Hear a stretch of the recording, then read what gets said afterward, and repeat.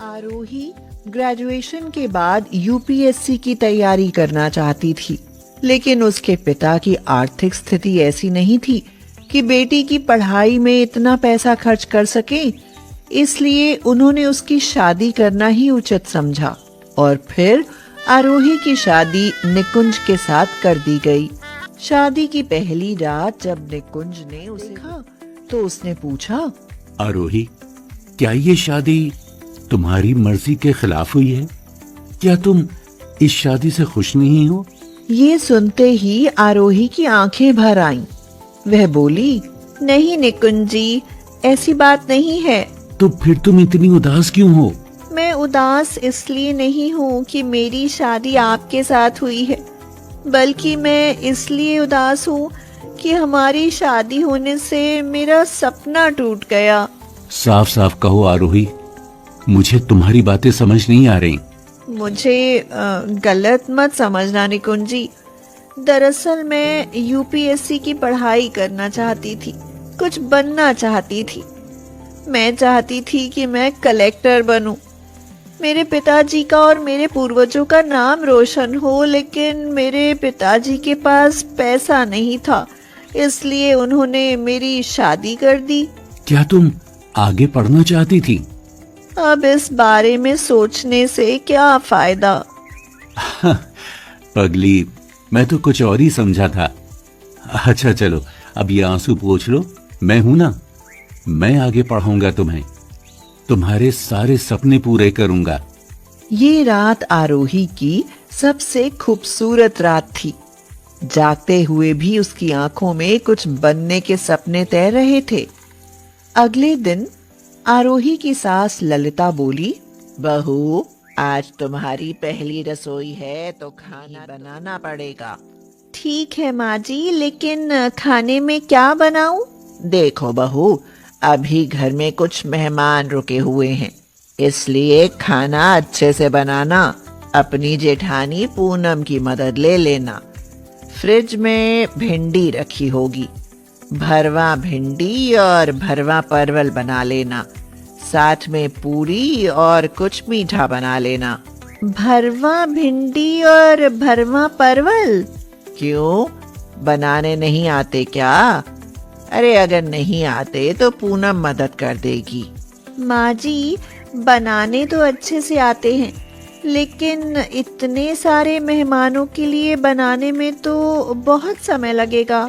तो तुम्हें क्या दफ्तर जाना है? बनाओ आराम से। ये सुनकर आरोही रसोई में चली गई और भिंडी परवल बनाने में जुट गई। रसोई में पूनम भी आ गई।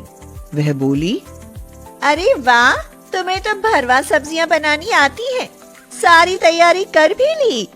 दीदी, मुझे इतनी सारी सब्जी का अंदाजा नहीं है, बस आप थोड़ा मसाले बनाने में मदद कर दो। आरोही, एक बात बताऊं, यहाँ पर काट कर सब्जियां नहीं बनती, केवल भरवा सब्जी बनती है। कोई बात नहीं दीदी, मैं भरवा सब्जियां बना लेती हूँ। उसके बाद सब लोगों ने खाना खाया तो आरोही की बहुत तारीफ की। ललिता होकर उसे अपने गले की चेन ही उतार कर दे दी और बोली, बहू, भरवा सब्जी तो हमारे घर में रोज बनती है, लेकिन तुमने तो आज तबीयत ही खुश कर दी।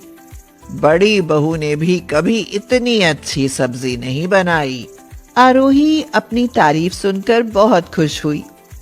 अगले दिन वह निकुंज से बोली, निकुंज जी, कल आपको यूपीएससी का फॉर्म भरने मेरे साथ चलना है। ठीक है, तुम जल्दी तैयार हो जाना।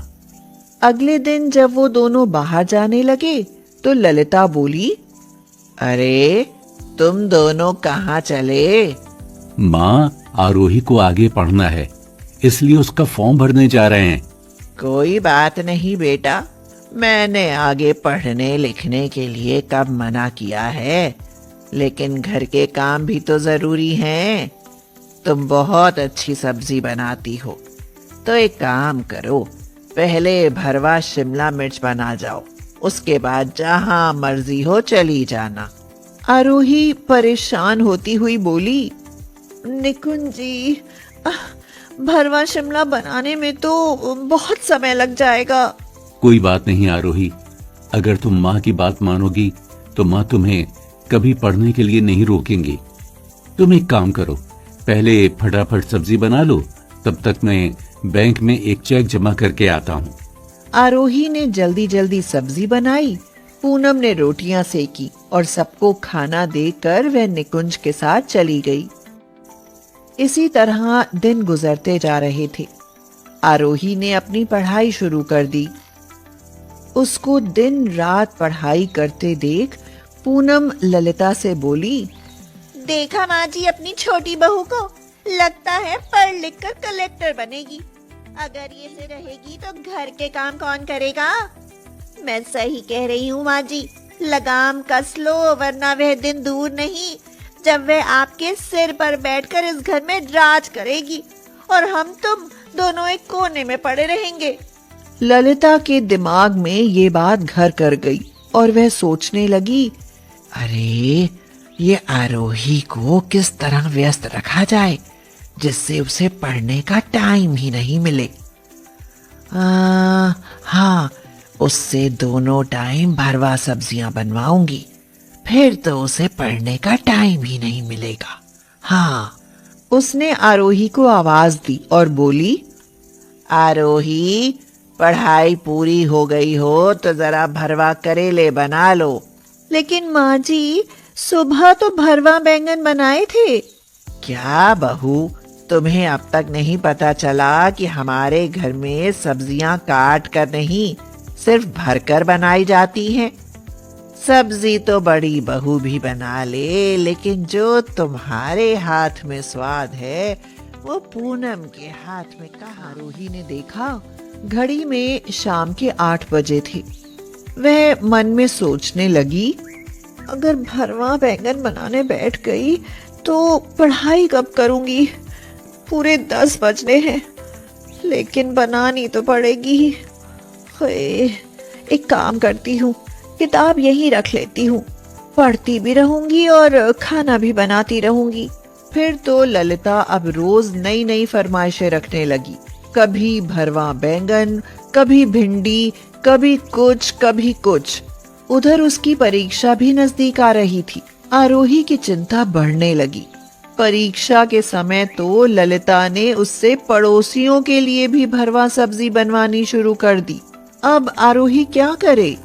रात भर जागकर पढ़ाई करके उसने जैसे तैसे परीक्षा दे दी। एक दिन आरोही गुस्से में निकुंज से बोली, बहुत हो गया निकुंज जी, भला इतनी भरवा सब्जियां कौन खाता है? मैं घर के लिए भी बनाऊं और पड़ोसियों के लिए भी 3 साल से बर्दाश्त कर रही हूँ, अब और नहीं होता। जब देखो भरवा सब्जी। उफ, ये भरवा सब्जियों वाला ससुराल। तुम्हारे और तुम्हारी ससुराल के बीच में मैं कुछ नहीं कह सकता आरोही। अगले दिन फिर भरवा सब्जी की फरमाइश। आरोही ने कुछ सोचा और भरवा लौकी बना कर ले गई। अरे बहू, ये क्या भरवा लौकी? हाँ माँ जी, जब सारी सब्जियां भरकर ही बनती हैं तो लौकी क्यों नहीं? आरोही अगले दिन अपनी पसंद की सब्जियां खरीद लाई।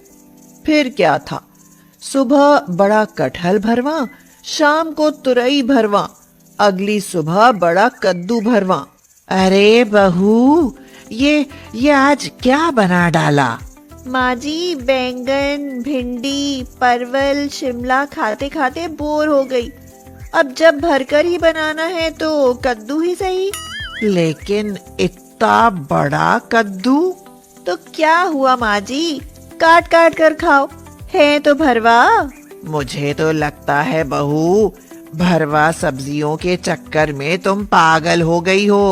क्या करूँ माँ जी, मुझे ससुराल ही भरवा सब्जी खाने वाला मिला है। मुझे तो डर है कि कहीं कल को तुम साबुत मुर्गा ही भरकर हमारे सामने न रख दो। ये सुनते ही सबकी हंसी छूट गई।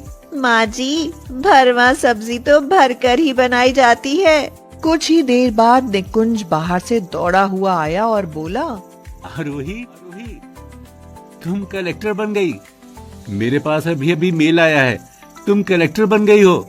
ये सुनते ही सबकी आंखें चमक गईं, मुंह खुले रह गए। ललिता ने चौंकते हुए पूछा, हाँ सच सच बेटा? हाँ माँ, सच में।